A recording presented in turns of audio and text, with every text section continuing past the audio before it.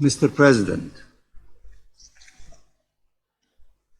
I wish to begin my statement by conveying deepest condolences to the government, people, and my good friend Vasily. Our condolences of the Russian Federation following the horrific terrorist attack in Moscow. We express our sympathy to the bereaved families and stand in solidarity with our Russian brothers and sisters in these difficult days. Mr. President, it has taken 6 months, over 100,000 Palestinians killed and maimed, 2 million displaced, and famine for this Council to finally demand an immediate ceasefire. A vote for humanity to prevail, for life to prevail. The Palestinians in Gaza pleaded and appealed, shouted, cried, cursed, prayed, defied the odds to survive time and time again, and yet continue to face death, destruction and displacement, deprivation and disease, and an occupation made famine. They are bombed, besieged, buried under the rubble of the houses they had built. They are killed in their homes, in the streets, in hospitals, in ambulances, in UN shelters, and even in tents. Their ordeal must come to an end and must come to an immediate end now. As we speak, families prepare to break their fast, missing loved ones around the table, and they may well find nothing to put on their children's plate. In fact, there is no home sheltering them. There is no table to gather around, and no plates to fill and no food to eat. They lost their homes. They lost loved ones, some of them still trapped under the rubble.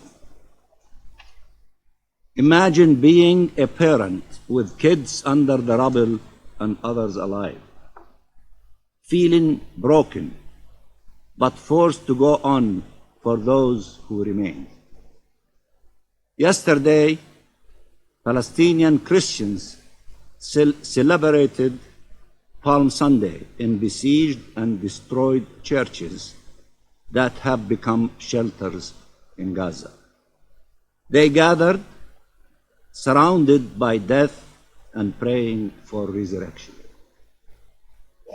Palestinian families cannot mourn or heal. They have to find a way to survive and help what is left of their family survive. Mr. President, when such atrocities are being committed in broad daylight against defenseless civilians, including women and children, the right thing to do, the only thing to do morally, legally, politically, is to put an end to it. There can be no justification for war crimes, crimes against humanity and genocide. Accepting any justification for such crimes is renouncing our humanity and destroying the rule of international law beyond repair. Mr. President, 2 months ago, the highest international court, the ICJ, determined there was a real and imminent risk of irreparable prejudice to the plausible rights of Palestinians under the Genocide Convention. It ordered Israel to undertake immediate measures in relation to its mass and indiscriminate killing of Palestinians, to depriving Palestinians of the essential goods for their survival, to the incitement to genocide.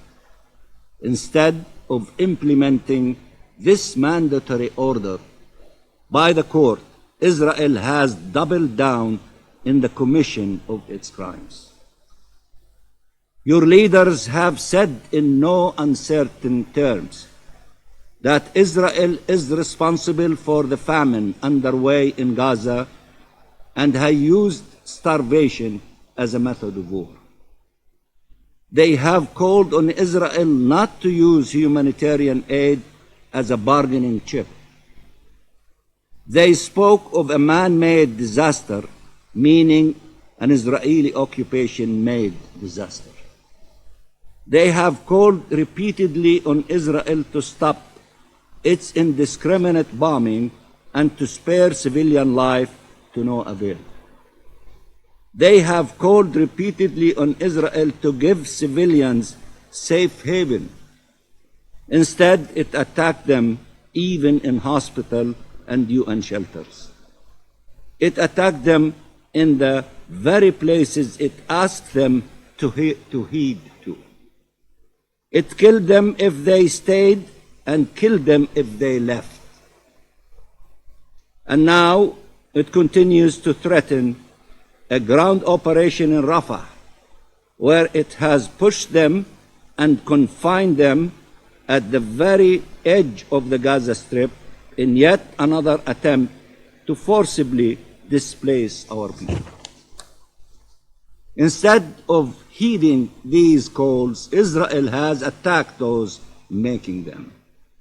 It continues, in particular, its incitement against the UN, its Secretary General, whom we salute him from this place, its agencies, notably UNRWA, the lifeline for Palestinians in Gaza. The Israeli Foreign Minister wrote that UNRWA cooperates with terrorists and that the UN has become, under the leadership of Antonio Guterres, and I quote, an anti-Semitic and anti-Israeli body that shelters and emboldens terror. Defend the Secretary General and the UN. This outrageous incitement has real-life consequences for UN and humanitarian staff on the ground who are targets of attacks, who are killed, arrested and tortured, who are humiliated and harassed. It has also real-life consequences for Palestinians, as Israel has used it as a pretext to block humanitarian aid to be distributed by UNRWA. It is time for all these Israeli actions to trigger a serious international reaction, one that enforces consequences for these crimes rather than just make pleas that Israel continues to dismiss. There is no humanity when our lives are treated as expendable. There are no rules without enforcement. And Israel has been treated as a state above the law for so long that it feels it no longer has to hide when acting as an outlaw state. From ethnic cleansing to genocide. Our agony is caused by Israelis' actions, but also by the impunity it has been afforded, by the fact countries have not taken decisive measures to stop it, and many continue to call it and treat it as an ally even while it is committing such atrocities.